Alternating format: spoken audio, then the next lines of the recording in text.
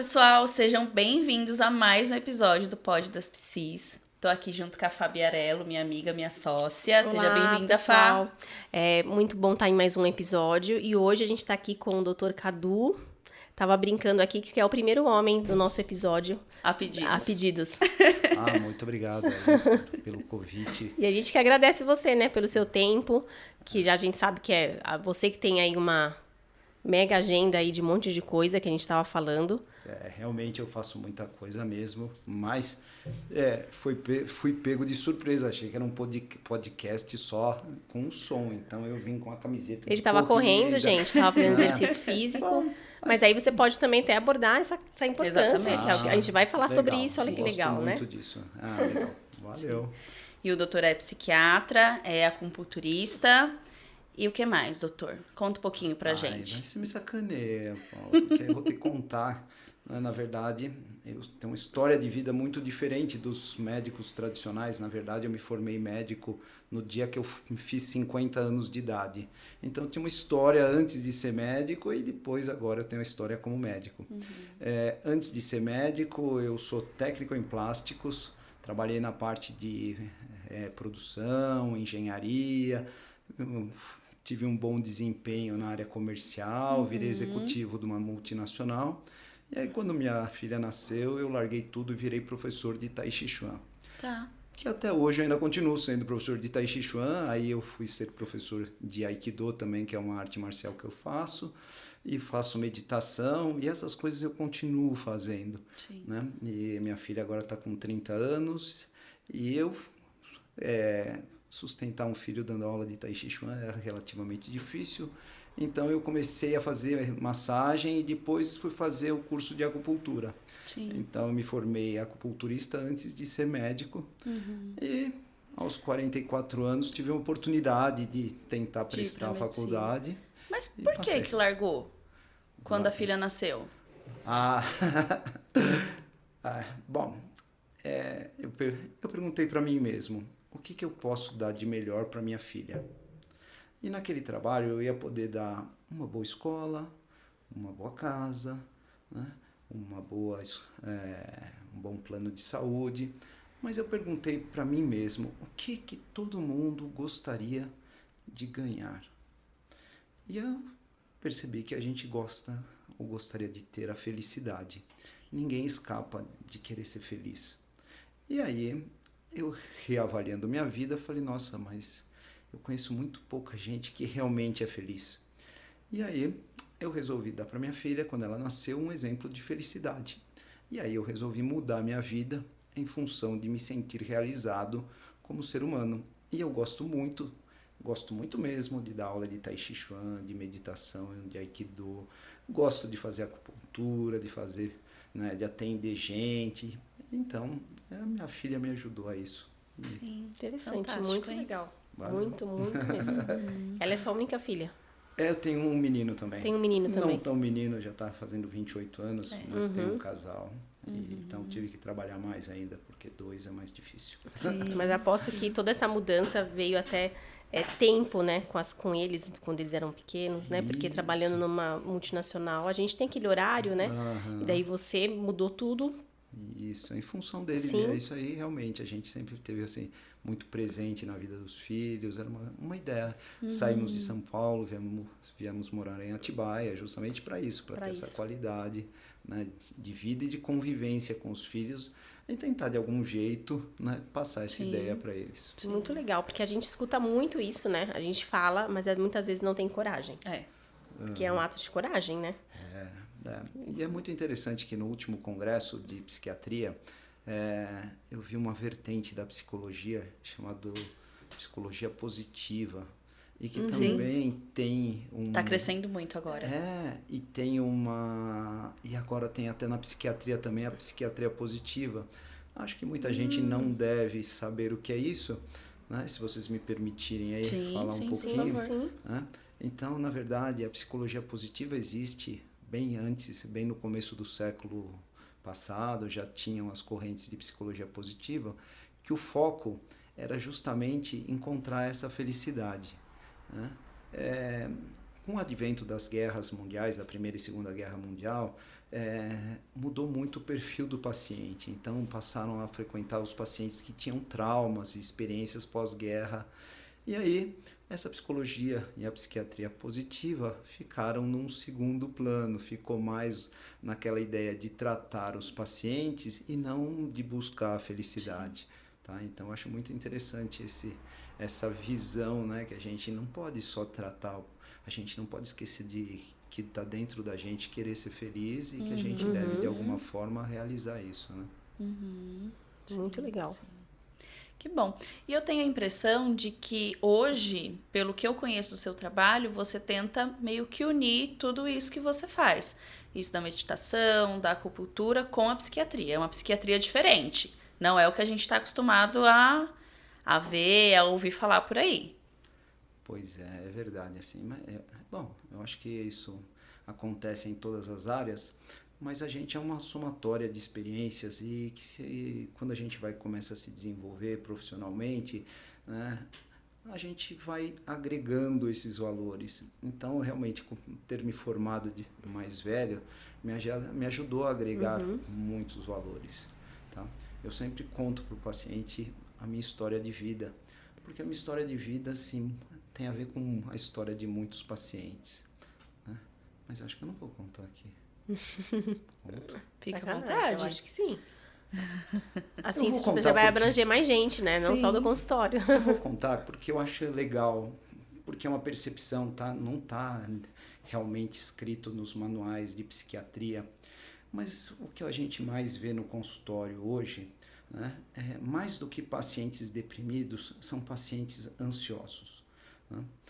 E às vezes eu falo para o paciente que eu vou contar a história da vida dele, sem nunca ter visto ele antes. E a primeira pergunta que eu falo, se quando ele era criança, ele era um mini adulto. Né? Se aconteceu alguma experiência na vida dele que fez com que ele se tornasse muito responsável precocemente. Né? E quando a gente se responsabiliza muito precocemente sobre as coisas, né? eu falo, eu induzo, né, que a gente faz um pensamento mágico. O pensamento mágico da criança é o pensamento assim, eu vou fazer tudo certo, porque se eu fizer tudo certo, vai dar tudo certo, vou ficar bem. Tá vendo? E aí, então, quando a criança tem uma prova, o que ela faz? Às vezes não dá tudo certo. Não, antes da prova, o que ela faz? Fica Ela ansioso. estuda, ela vai, estuda e acontece uma desgraça na vida dela. Sim. Qual é a desgraça? Não vai bem. Vai bem. Tá. A desgraça na vida do ansioso Ah, é que sim. ele começa a associar que Sim. se ele olhar para o futuro, Sim. tentar adivinhar o futuro e agir previamente, Sim. ele vai se dar bem. E realmente, em geral, eles se dão muito bem. Então, essa é a minha história, porque eu era um mini adulto e eu fui assim, né? Bom, este mini adulto, então, cada vez, ele vai tentando olhar mais para o futuro e tentar ver as coisas que podem dar errado e tenta agir previamente, né? Tá? E ele cresce, ele em geral é um bom aluno, é um bom filho, né? Depois ele se torna um bom funcionário, depois ele se torna um bom marido, uma boa esposa, né? Até a hora que acontece algum evento que ele não dá mais conta. Tá? Bom, por sorte comigo aconteceu na adolescência. Quando eu cheguei na adolescência, eu estava realmente muito mal, né? E aí eu encontrei uma pessoa que me ajudou muito. Na verdade, era uma entidade, né, que eu chamo de Kátia. Né? Na adolescência, eu encontrei o álcool. E o álcool me ajudou para tratar a ansiedade. Né? E eu demorei 50 anos depois, quando eu fiz a faculdade, para entender como o álcool age nos receptores GABA, igual os ansiolíticos. Tá? E aí eu comecei a mudar minha vida. Mas aos 23 anos eu tive a oportunidade de começar a fazer o Tai Chi. E aí no Tai Chi eu aprendi a viver um dia de cada vez. Né? O Tai Chi foi me chamando para o presente, foi me mostrando a importância de viver o presente. né? Foi me impor, assim, com os treinamentos, eu fui entendendo assim que eu não sou o super-homem, que eu não vou resolver todos os problemas do mundo e que na vida eu não controlo quase nada. E isso, nesse processo, foi me ajudando a curar a ansiedade. Sim. Então eu conto isso para os pacientes, né? Desse trabalho interno que a gente precisa fazer para realmente obter a cura, né? E não ficar contando, esperando a pílula mágica Sim. que você vai tomar de manhã e sua ansiedade vai fazer pim, Sim. acabou. E acabou. Né? Sim, Então, sim. E essa parte de aprender a viver um dia de cada vez, que o Tai Chi te ensinou, hoje a gente vê um pouquinho no mindfulness, na meditação mindfulness, também é de viver o momento presente. E talvez se as pessoas aplicassem um pouco mais, pensassem um pouco mais, reduziria até, acho que, o volume nos nossos consultórios, porque as pessoas viveriam de uma forma talvez muito mais leve, pensando nesse trabalho hoje que é tão focado em cuidar do adoecimento, que é muito do que a gente acaba fazendo. Legal. Então. Eu acho que eu vou ter que falar um pouquinho mais sobre esse. Você falou de mindfulness, que é o trabalho Sim. da meditação, né? E o Tai Chi também, o pessoal chama de meditação em movimento, né? E a ideia do Tai Chi é chamar você para o presente. Então, né? Eu sempre falo para os meus pacientes, faço uma pegadinha. Quem pode te ajudar, né, na ansiedade? O seu corpo ou a sua mente? E todos respondem, a minha mente. Né? E eu falo, não, sua mente é uma sacana. Sua mente, você fala, eu não quero pensar nisso, eu não vou pensar nisso, porque Só se eu por pensar hoje, nisso, né? Só hoje, amanhã não. eu não vou pensar nisso, e quando você vê, você está pensando Sim. nisso. Tá? Então, quando a gente está ansioso, o ideal é justamente usar o corpo para fazer alguma atividade física ou artística que chame a gente para o presente, que faça com que a gente volte para aquele momento, né? Então eu faço várias coisas que me ajudam a vir para o presente. Tá? A meditação é um pouco diferente, porque a meditação é meio pegadinha. Né? Vocês sabem me dizer quanto uma pessoa bem treinada em meditação consegue ficar sem pensar em nada? Olha, eu não sei dizer, mas Não eu sei. acho que muito pouco. Chuta aí um valor. Um tempo? Chuta um tempo aí. Uma pessoa Nossa, bem treinada, difícil. um monge que faz meditação todos os dias. Eu achava Isso- que era muito tempo. Tipo assim, muito então tempo. tá, vamos lá, estão abertas aí, façam Nossa, suas que medo, apostas, meninas. Não, eu acho que minutos. Tá, Mesmo quantos? um monge. Quantos Vai, minutos? 5. Tá, 5. E você? Eu ia chutar tipo 1 hora. 1 hora. Eu vou dizer pra vocês 30 30 o quê? Segundos. Então, a grande sacada da meditação não é não pensar, é não acreditar naquilo que você pensa. Porque um pensamento é só um pensamento, não significa que ele é real. Sim. E quando você senta para meditar, você começa a ver os pensamentos, e eles vão passando, vão puxando outros pensamentos, né? E a ideia é realmente não valorar esses pensamentos. Porque se eu valorar e disser assim, esse pensamento é bom, o que eu quero fazer com ele? Eu quero guardar para mim esse pensamento, né? Fica aqui, pensamento bom. E aí, o que ele faz? Ele vai embora. Tá. E aquele pensamento que você julga ser um pensamento Sim, ruim, você fica querendo, vai embora, pensamento, vai embora. Ele fica. E ele fica. Uma vez, há muito tempo, isso, nossa, uns 7 anos atrás, eu fiz esses workshops de meditação. E a instrutora, ela falava justamente isso. Acolha os seus pensamentos para eles irem embora. Se você acolhe o pensamento, ele vai. Aí se você fica lá lutando, que é o que geralmente a gente faz, que eu fiz o workshop, mas eu continuo fazendo, que eu acho que é o que muita gente faz. Se você ficar lá lutando contra ele, ele fica lá martelando na sua mente. Bom, agora eu vou contar uma coisa que acho que vocês vão gostar, que tem a ver com psiquiatria, que tem a ver com isso que a gente está falando, mas que não estava no script. Vocês me falaram que era um negócio bem informal, Sim. então eu vou contar a última coisa, que no último congresso de psiquiatria que eu fui, A menina da vez da psiquiatria agora é uma estrutura celular chamada mitocôndria. Lógico que vocês lembram da mitocôndria, né? Ouviram falar dela muitas vezes. Saber o que ela faz, às vezes a gente não sabe muito.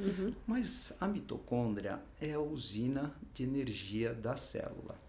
Então, a sua célula, para funcionar, precisa que a mitocôndria gere energia para ela. A energia que a mitocôndria gera é uma energia chamada ATP. Tá? E a célula faz a função dela usando esse ATP. Beleza? Quando essa usina nuclear está bem, essa usina de energia está bem, é ótimo. Mas se eu sobrecarrego ou se acontece alguma coisa com ela, ela estoura e ela libera dentro da célula um material que a gente chama de citotóxico. Ele mata a célula. Tá. Então, ele que gerava energia para a célula vai acabar matando aquela célula. Vocês conhecem alguma célula que trabalha muito, sem parar, fica no máximo 30 segundos? Qual é? O neurônio é um trabalhador Eu tô assim com a minha cara aqui, olhando pra ele. Acho que depois dos cortes vai ser assim, a Fabi. Em choque. Em choque. O neurônio é um trabalhador incansável. A gente pensa, né? E a gente pensa frequentemente, tá? Então, então, neurônios têm muitas mitocôndrias. Sim. Tá? As mitocôndrias, então, se elas estouram, elas vão matar aquele neurônio. Relativamente bem, né? Eu tenho 100 bilhões de neurônios, tá? Mas a gente vai perder uma pequena função. Bom, e por que isso é interessante? Porque em 2 doenças da psiquiatria, tem mais, mas 2 são clássicas. Um dos sintomas chama-se pensamento de ruminação. Eu fico voltando para o mesmo problema, falando do mesmo problema, sempre no mesmo circuito neuronal. Então, eu fico usando sempre os mesmos neurônios. Bom, esses neurôniozinhos podem vir a morrer. E quando eles morrem, eles formam uma estrutura, né? Eles ficam um esqueleto, né? E fica uma estrutura de fibrina, e libera uma substância chamada substância tal. Fibrina e substância tal são as 2 substâncias que estão associadas diretamente ao Alzheimer. Tá. E hoje a gente sabe que pacientes depressivos têm um risco aumentado para Alzheimer, porque eles usam sempre o mesmo neurônio. Sim. E aí é legal a atividade física, a atividade artística. Às vezes o paciente fala, eu não gosto, tenho preguiça. Mas faz atividade artística, porque a atividade artística faz você utilizar outros né? circuitos neuronais. Sim. Entendeu? Sim. Sabia fantástico. Disso? Legal, né? Muito. Tá bom. Muito legal. E volta, acho que no que a gente vem falando há um tempo, né? Na importância, você mencionou a atividade física, na importância de pensar no cuidado com o emocional e no autocuidado como um todo. Não é só, entre aspas, a terapia, não é só a medicação, não é só isso, vai muito além. Nem você mencionou a atividade física, mencionou a meditação, mencionou o tai chi, mencionou várias coisas que todas juntas são um complemento, né? Uma vai complementando a outra. E aí eu acho que passa a ser interessante a história de você pensar assim, no paciente que procura a gente para que a gente os cure, né? Pedindo, por favor, doutor, resolva o meu problema. E eu falo para meus pacientes, olha, desculpe, eu não posso resolver o seu problema, porque o problema é seu, né? Eu não posso resolver. Você pode, né? E aí quando o paciente começa a aceitar que ele precisa encarar este processo de transformação interna como o meio de mudança que vai levar ele a uma qualidade de vida melhor, aí ele passa a ser agente da sua saúde e não vítima da doença. Isso é muito interessante porque a pessoa, né, pode pensar em ser saudável, ou pode se achar doente. Sim. Então, quando ele começa a fazer coisas, ele está tendo ações saudáveis, uma alimentação saudável, um estilo de vida saudável, fazer coisas saudáveis, faz com que a gente se sinta saudável, né? Sim. Sim. Então, isso é muito interessante, né? Porque é um paradigma, né? Que normalmente os pacientes depositam essa confiança na gente, Sim, mas que é sim. muito limitado o que a gente realmente pode dar para o paciente. Por isso que o que me deixa mais tranquilo é ter esse conjunto de ferramentas maior do que simplesmente falar, olha, eu vou te dar um remedinho, Sim. mas eu até que gosto dos remedinhos. Os Sim. remedinhos têm uma importância Claro, não, sim. bem... Mas dá para entender. É a mesma coisa que acontece no consultório. Ah, eu vou vir, mas eu vou fazer de 15 em 15 dias, tá? Você fala, nossa, mas de 15 em 15 dias, será que a gente vai ter a constância, a frequência e conseguir trabalhar isso? Ou então, quando a pessoa faz um mês e fala, ah, eu vou parar, porque não mudei, não fez nada, então continua assim. Ou, no caso, quando é criança, parece que tá pior, né, agora. Porque você está mexendo na dinâmica, então automaticamente a criança também acaba tendo outros comportamentos que não são ruins, se você for ver, né? Então é a mesma coisa. Então, se você tem aquela frequência semanal, isso auxilia não só o nosso trabalho, mas também a pessoa, né? E é muito interessante, porque os pacientes às vezes chegam lá no psiquiatra e falam assim, ah, doutor, essa terapia não tá dando certo. E aí, para ajudá-los, eu conto da minha experiência com psicoterapia. Vocês não vão querer que eu conte a minha Não, imagina, a experiência. gente não gosta de assunto assim. Tá bom, eu vou contar. Quando eu me formei, estava no 5º ou 6º ano da faculdade de medicina, eu já tinha decidido que eu ia fazer psiquiatria. Tá? E aí, eu falei, poxa vida, psiquiatra encaminha as pessoas para psicoterapia e o psiquiatra nunca fez terapia. Eu falei, eu vou fazer terapia, vamos ver o que é. Bom, arrumei uma psicanalista, comecei a fazer terapia com ela. Eu já era um cara mais velho, estava bem resolvido, era meio caro. Aí comecei meio que desistir da psicoterapia, arrumar uma boa desculpa para não ir mais. Mas aí, antes de parar, não sei por que um dia, vocês vão ficar chocadas, né? Eu resolvi contar para ela que minha mãe tentou me matar 2 vezes. Tá. Uma quando eu tinha uns 7 anos de idade, porque eu era ansioso, então era chato pra caramba, né? Como todo bom ansioso. E falava, qualquer coisa que acontecia de errado, eu falava, eu quero morrer, a vida não vale a pena. Né? E a minha mãe, ela Tinha tinha seus um métodos. tinha um sangue um pouco quente, ela passou um pano de prato na minha garganta e realmente puxou pra valer. Bom, essa foi a primeira experiência. Depois, aos 14 anos, aconteceu um entreveiro lá em casa, ela pegou uma faca de pão, mas ela já é bem menor do que eu, e ela ficou tentando me matar com uma faca de margarina, assim, que durou alguns minutos. E eu conto isso do jeito que eu conto aqui, ó. Sim. Tô contando. Mas eu imagino a psicóloga, você querendo parar a terapia, não, só quero te contar isso. Então, Aí ela falou assim, a terapeuta falou assim, só falou isso. Você acha normal uma mãe tentar matar o filho? E aí eu fiz o que um bom paciente faz. Não, mas é que, doutor, é que... Mas não, mas... Na verdade, foi brotando dentro de mim uma sensação bem ruim em relação à minha mãe, né? Porque, na verdade, veio o sentimento de abandono, de menosprezo, tudo. E aí eu entendi a importância da terapia. Sim. Né? Porque, na verdade, muitas vezes a gente pensa em parar a terapia como um processo de autodefesa. Eu não quero mexer nisso, né? Deixa ali, tá sim, quietinho. e ali é o lugar onde a gente encontra com essas angústias. Então, às vezes as pessoas falam, ai, mas eu saio chorando, eu saio triste. Mas você quer sair feliz? isso. Tem que ir no salão de beleza, não é na terapia. Aí eu tive que matei minha mãe algumas vezes, né? Mas não matei essa que está viva até hoje. Eu matei aquela que tinha Sim, lá dentro sim. de mim. Então foi uma experiência bem legal. E aí os pacientes então muitas vezes começam a entender que o processo de terapia, assim, não é um mar de rosas Sim, que você sim. vai fluindo, entendeu? Não.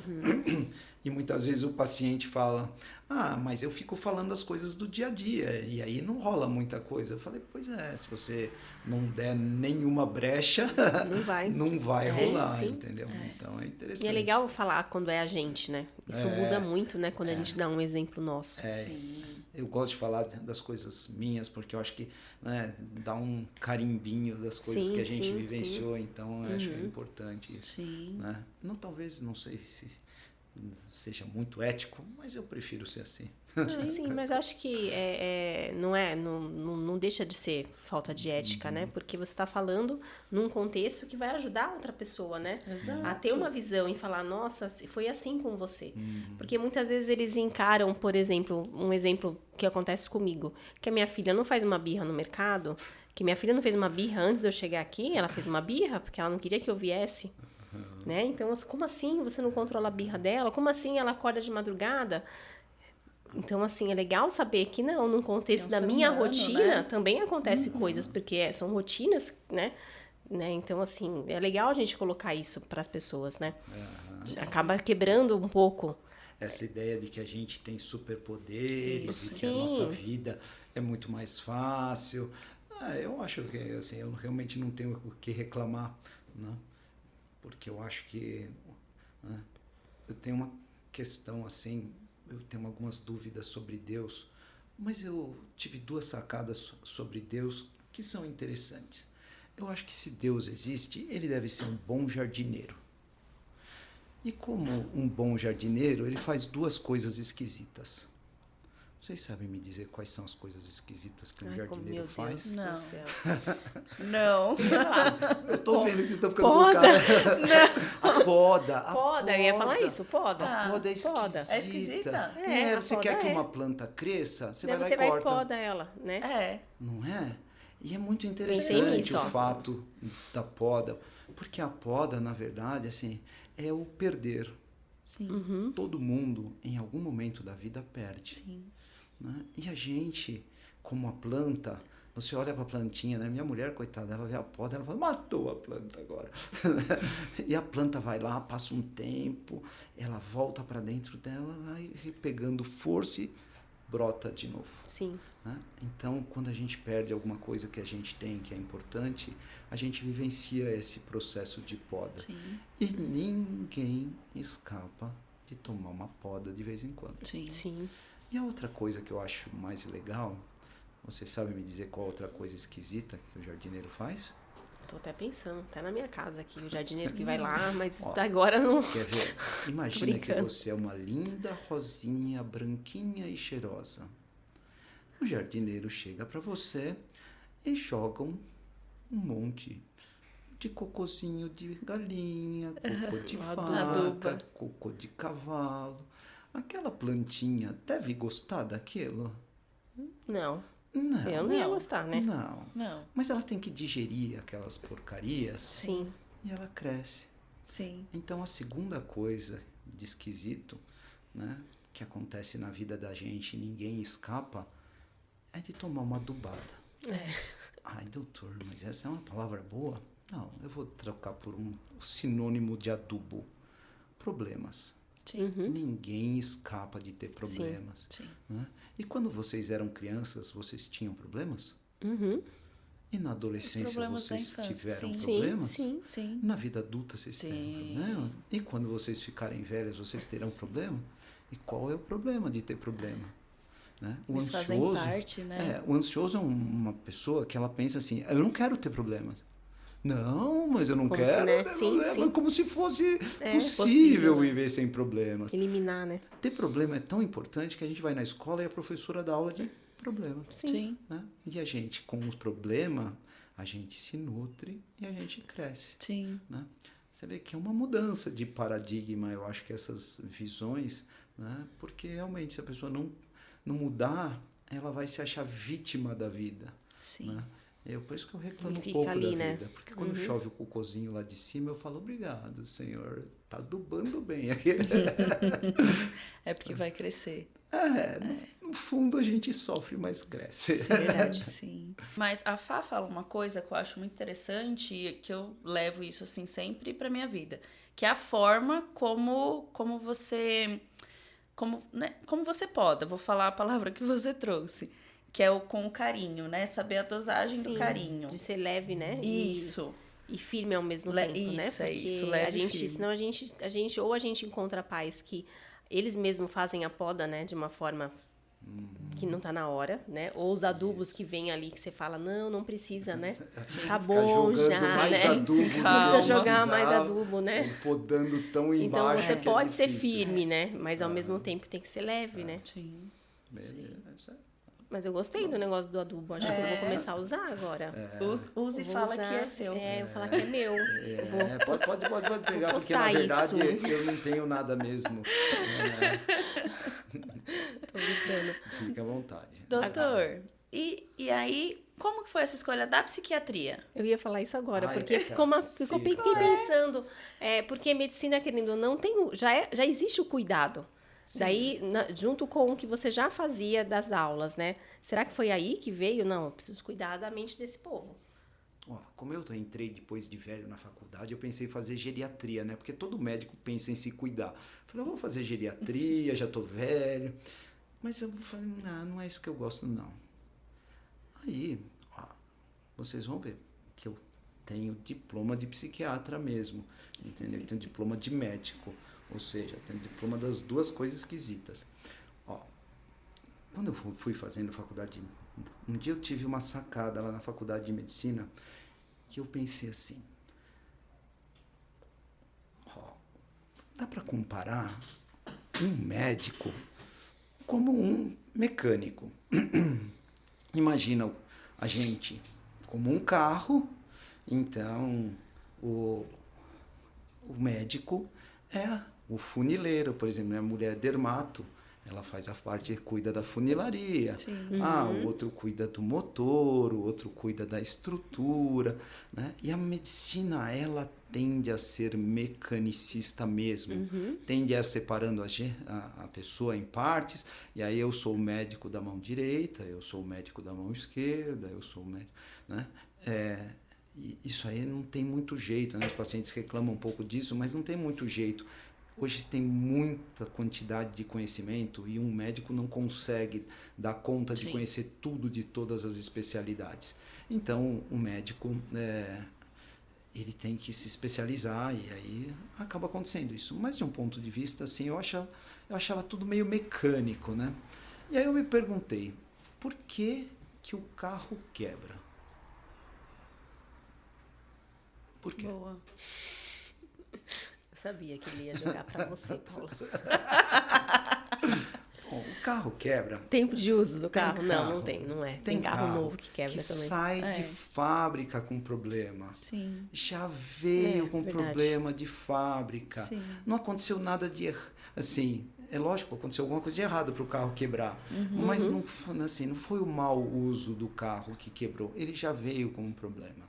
Então, muitas doenças se manifestam logo na infância e sem nenhuma necessidade de falar assim, poxa vida, né? Sem a necessidade de achar culpados, Isso, né? a Acontece. criança é que errou em fazer as coisas. Na verdade, ela traz ali, né, alguns defeitos de fábrica. Bom, existem outros carros também que quebram, porque a pessoa dá azar. Ele vai lá, pega na hora de montar o carro, coloca uma peça mais ou menos, o cara monta mais ou menos, então aquele sistema tende a dar problema. Mas qual será a causa mais frequente do carro quebrar? Falta de manutenção? Mau uso. Mau uso. Mau uso. Então você pega o carro, acelera demais, passa rápido demais nas valetas, usa mal o carro. Sim. Então eu me perguntei, nessa ideia mecanicista, quem cuida do motorista? Boa. Sim. Tá bom? A gente até conhece quem cuida do computador de bordo. Quem cuida do computador de bordo? Quem cuida do O computador? neurologista. O neurologista cuida do cérebro do carro. Sim.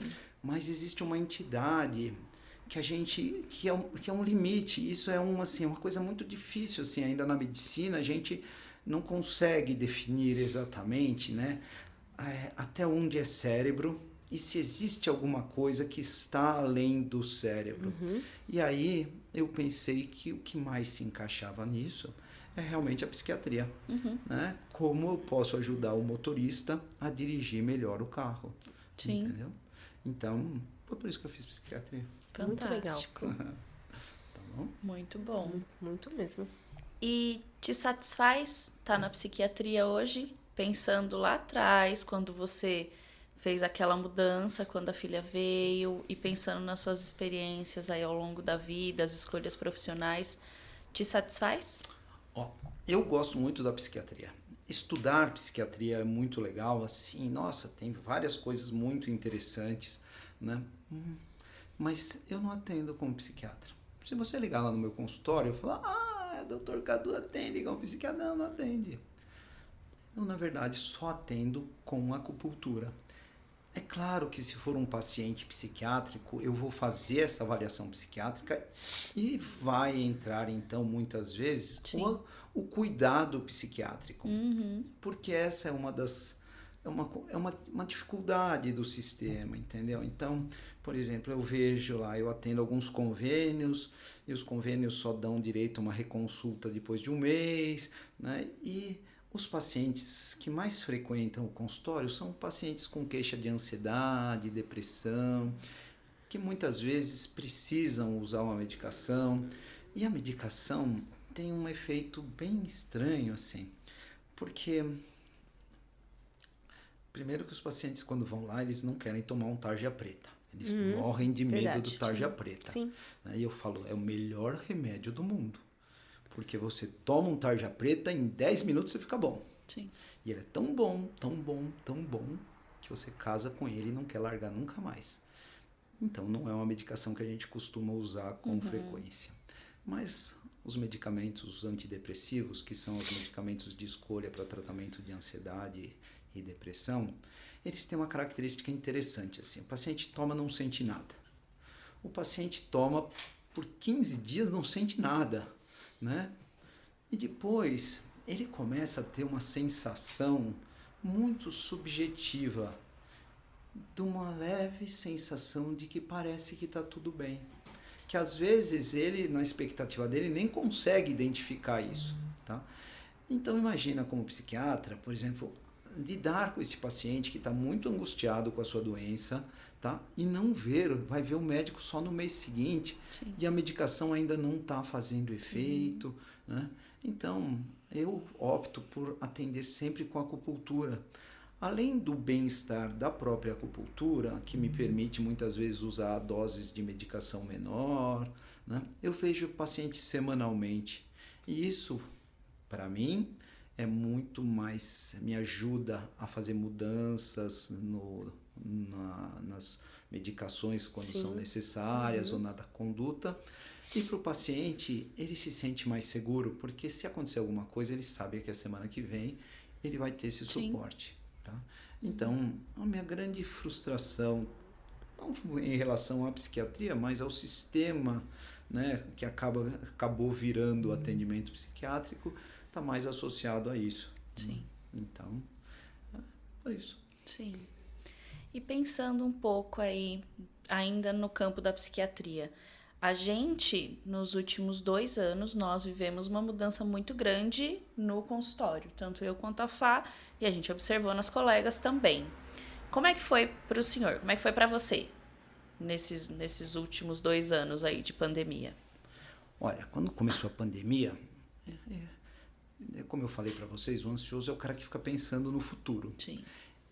Então eu falei, nossa, agora eles vão despirocar tudo, porque, né, começo a olhar a pandemia, morrendo gente, tudo, né, aquelas várias questões políticas associadas a isso tudo, e eu imaginava que os meus pacientes ansiosos iriam piorar muito.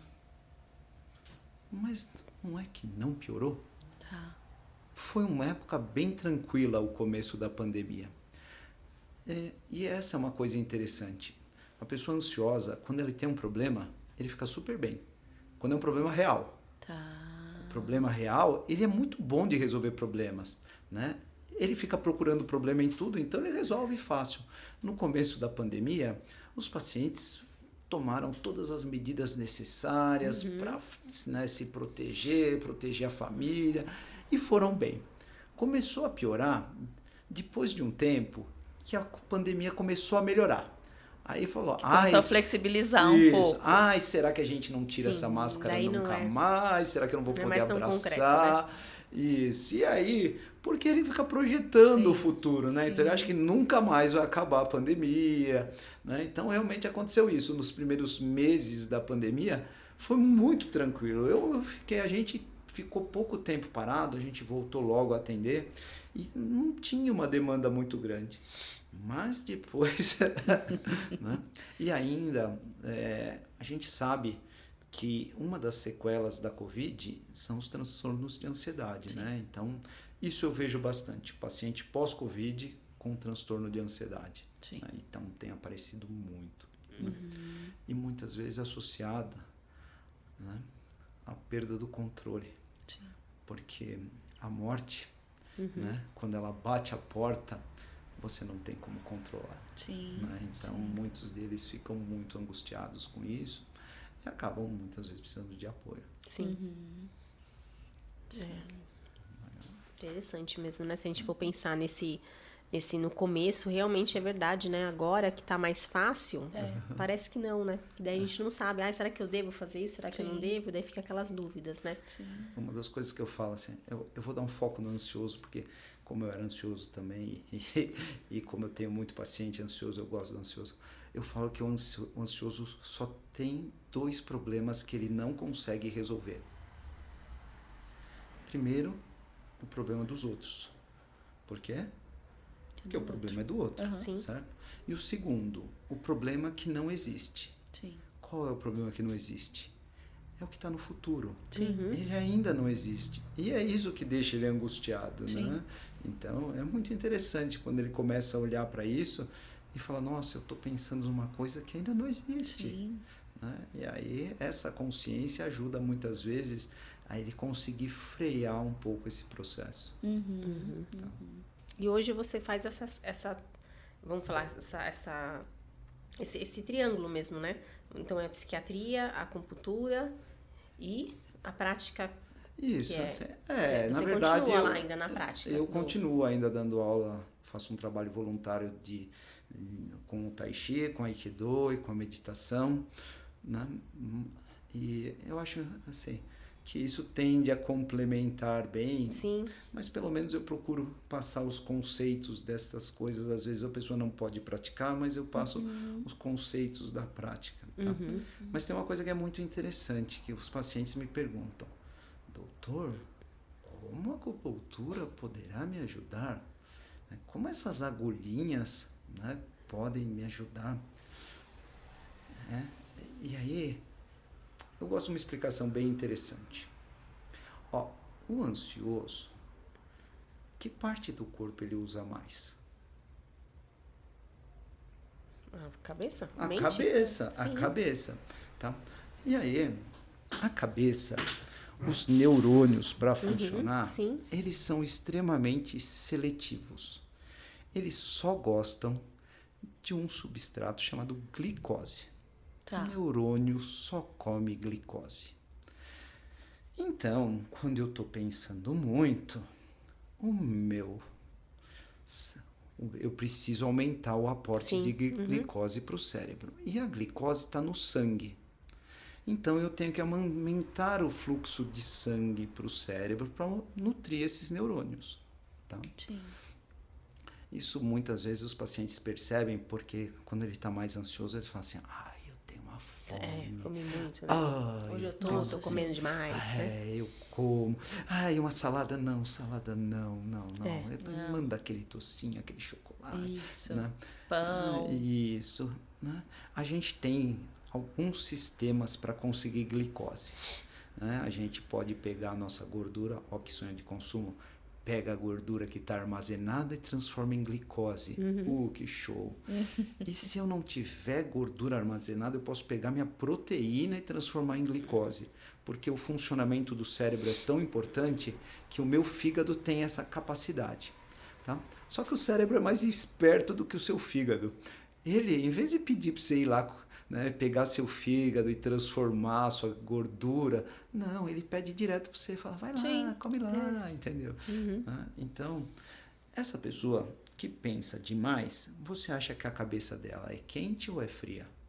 Quente. É quente. Cabeça quente. Sim, E o pé? é frio. Frio, porque o sangue foi todo para a Sim. cabeça, o sangue não pode estar em 2 lugares ao mesmo tempo. Se ele sobe tudo, ele vai ficar, pessoa, cabeça Sim. quente, pé frio. Qual que é o sinônimo de pé frio? É uma pessoa azarada. Azarada. Então vocês devem conhecer algumas pessoas assim que pensam muito e só Sim. dão azar. Sim. Sim, E sim. devem conhecer aqueles que a gente tem um pouquinho de ódio profundo no coração, que é o cuca fresca, pé quente. Pé quente. Ele não esquenta a cabeça, ele dá sorte, tá? Mas quando a gente está falando isso de temperatura Sim, e de fluxo de sangue, a gente está falando de energia. Então, eu concentro muita energia em cima e falta energia embaixo, tá? E aí eu começo a ter doenças de excesso de energia em cima e doenças de falta de energia embaixo. Então, eu vou rapidamente dar alguns exemplos para você. A pessoa que é muito cabeça quente, ela tende a ter dor de cabeça, o cabelo tende a pular para fora da cabeça, ela pode ter as ites, que são processos inflamatórios, renite, sinusite, otite, labirintite, porque tem tensão na cervical, tensão em ATM, porque a energia está congestionada em cima. Sim. Tá? E falta de energia na parte de baixo. Então, vai ter fraqueza em membro inferior, fraqueza na região lombar, ciclo menstrual irregular, funcionamento intestinal irregular, tá? E uma coisa que é muito comum, a pessoa não tem energia embaixo, o que ela perde? Psicanalista. Isso. Só que não tem energia embaixo, perde. Exatamente, a virilidade. Aí eu ia falar libido. Então a pessoa perde a libido, e isso é uma das coisas que acaba acontecendo por esse desequilíbrio energético. Tá?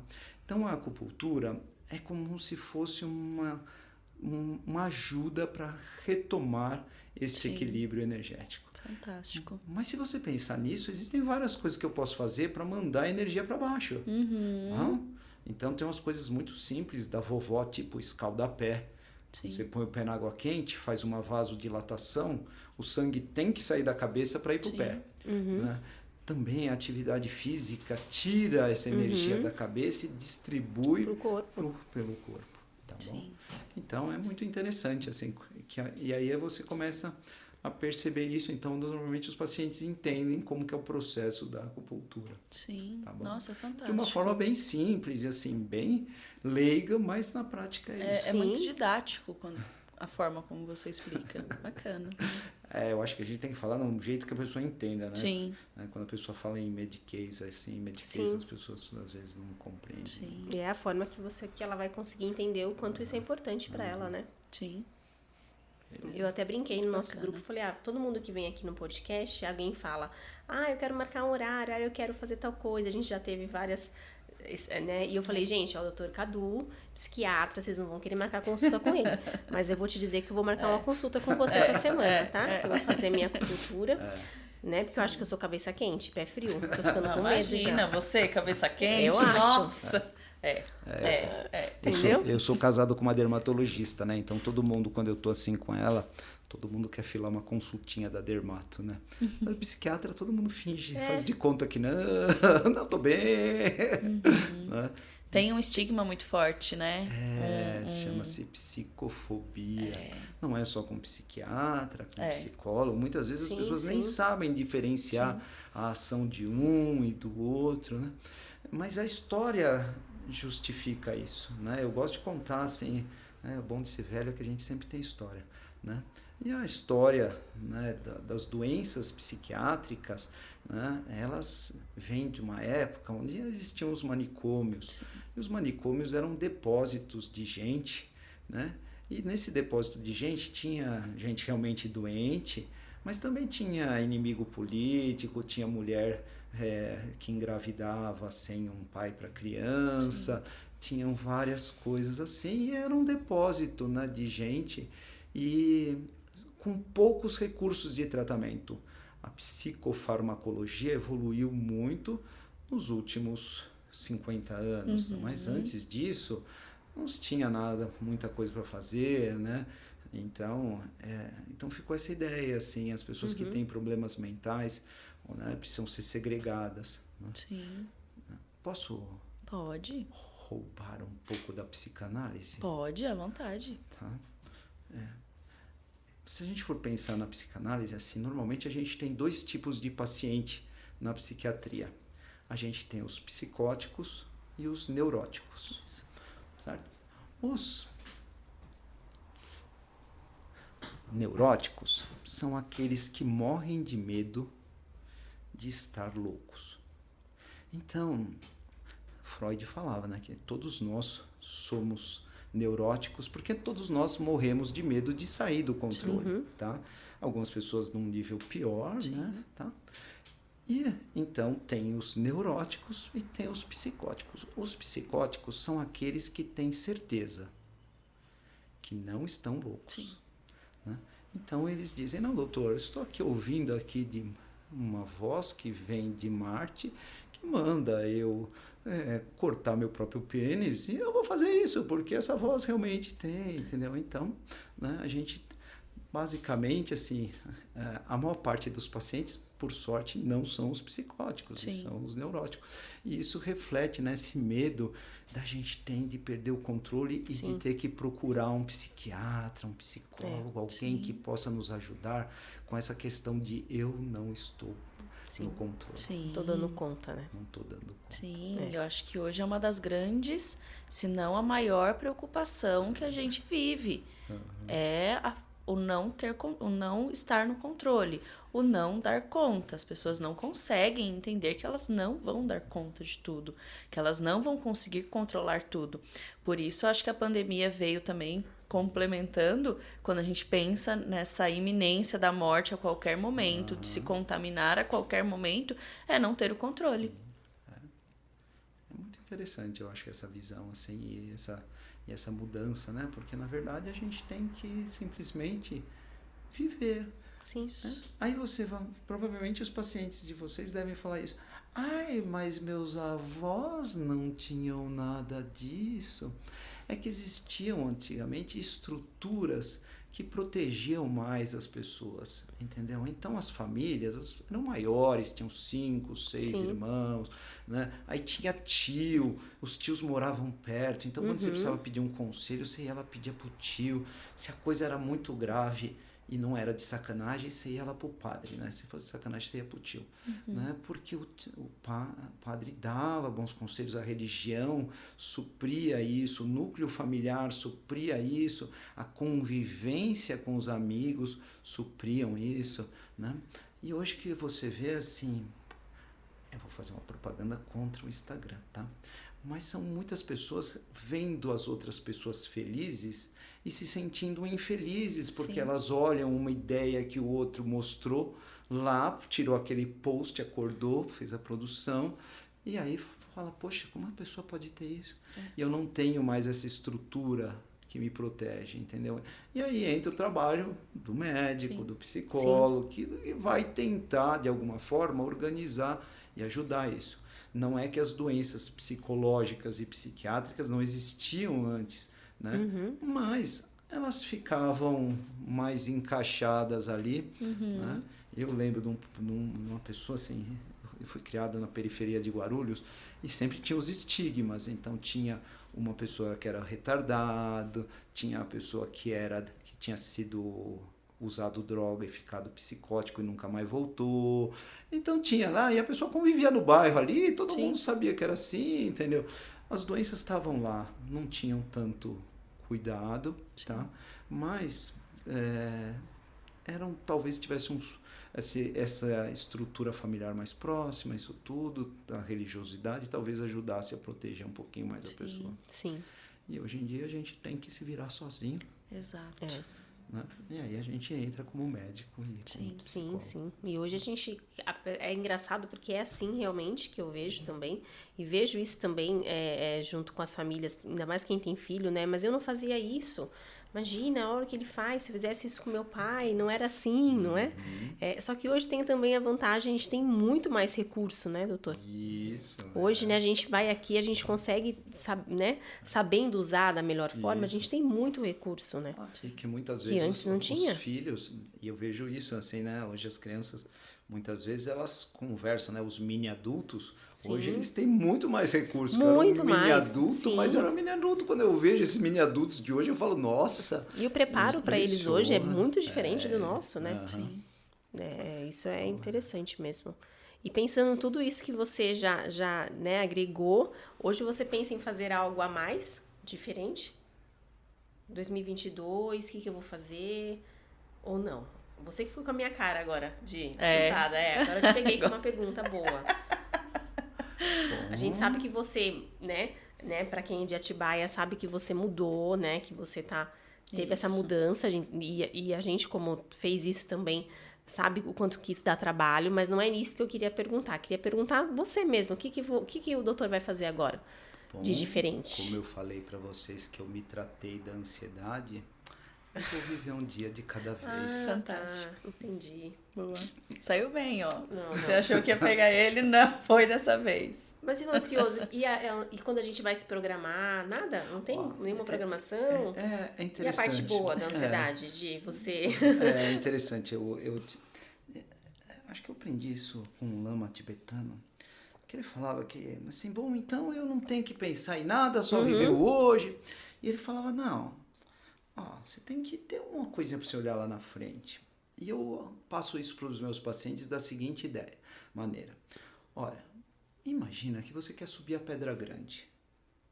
Se você nunca subiu a Pedra Grande, que é um lugar aqui turístico, muito legal aqui em Atibaia, que vale a pena uma visita, mas se você quer subir a Pedra Grande, né, você tem que ter essa vontade. Primeiro, precisa ter essa vontade. Né? Mas qual é o caminho mais rápido para a Pedra Grande? O caminho mais rápido entre dois pontos é uma linha reta. Então eu estou aqui no segundo andar, eu pulo daqui e vou andando reto em relação à Pedra Grande. É uma boa ideia? Não. Às vezes, a gente tem que ter a ideia, eu quero ir para Pedra Grande, mas vamos ver onde eu tô. Sim. Que caminho mais perto, o que eu quero, tá? E aí tem uma palavra japonesa que é o que eu curto mais. É uma palavra chamada do. Do se traduz por caminho. Então, o mais importante do que chegar na Pedra Grande é o caminho que você faz à Pedra Grande. Tá? Porque depois que você chegou na Pedra Grande, você vai fazer o quê? Sim, você vai. Curtir um pouquinho. E descer. Depois descer. vai descer. E descer. Então, O curtir... caminho é mais longo, né, do que você ficar lá em cima. Então, curtir né? este caminho é o que a gente deve fazer. Nesse momento da minha vida, por muita sorte, eu estou sem grandes perspectivas, não tenho nenhuma pedra grande. Subi hoje já a Pedra Grande numa corrida, estou profundamente arrependido, porque estou só o pó. Mas eu acho que é importante a gente ter metas de longo prazo, mas ver qual o caminho que a gente vai fazer para isso e não ficar, muitas vezes, lutando contra a maré. Sim. Veja para onde a maré está indo, né? Eu posso ir pela Pedra Grande, pela rodovia, posso ir por vários caminhos, entendeu? Então, não tenha necessariamente... Não tem nenhuma pedra grande. Hã? Não tem nenhuma pedra grande. Então, agora, particularmente, esse ano eu estou sem nenhuma pedra grande. Né? Tá. Eu estou tocando vários projetos meus, assim, e isso realmente me satisfaz bastante, entendeu?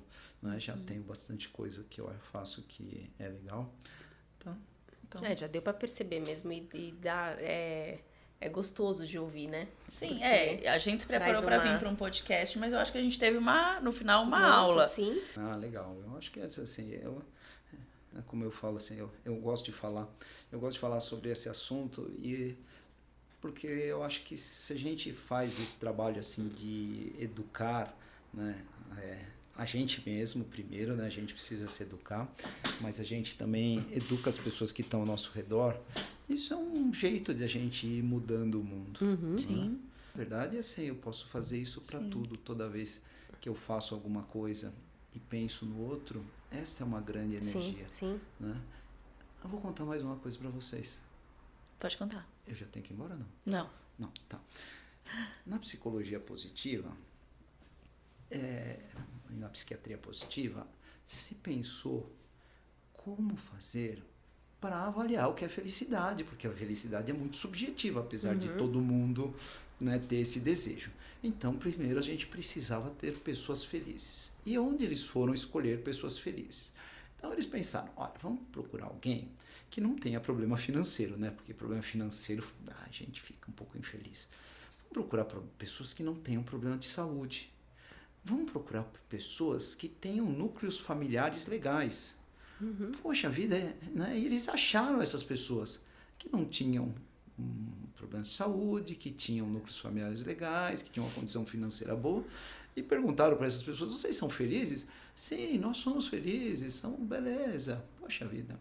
Mas junto com a evolução da pesquisa, eles começaram a perceber que tinha algumas pessoas que às vezes não tinha saúde, mas era feliz.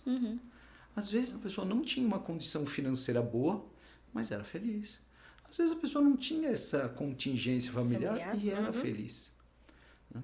E o que unia todas essas pessoas que eram felizes, mas não tinham tudo na vida, era justamente trabalhos altruístas, onde eles se dedicavam a fazer alguma coisa pelo outro. Né? Então, quando a gente faz alguma coisa pelo outro, a gente vai transformando nós mesmos. E foi muito interessante porque, como médico, né, médico quer saber. Então, vamos fazer ressonância dessas pessoas. E fizeram ressonância no cérebro das pessoas que eram felizes porque tinham tudo, e no cérebro das pessoas que eram felizes, mas porque tinham trabalho altruísta. E eles perceberam que pessoas que eram felizes e tinham tudo, tinham um cérebro igual ao nosso. Ai, que beleza, gente. Talvez só tenha alguma coisa pra gente, mas essa pessoa que tem tudo não tinha nenhuma alteração cerebral importante. Sim. As pessoas altruístas, por sua vez, desenvolviam áreas do córtex pré-frontal, mas se expandiam, faziam transformações no seu cérebro.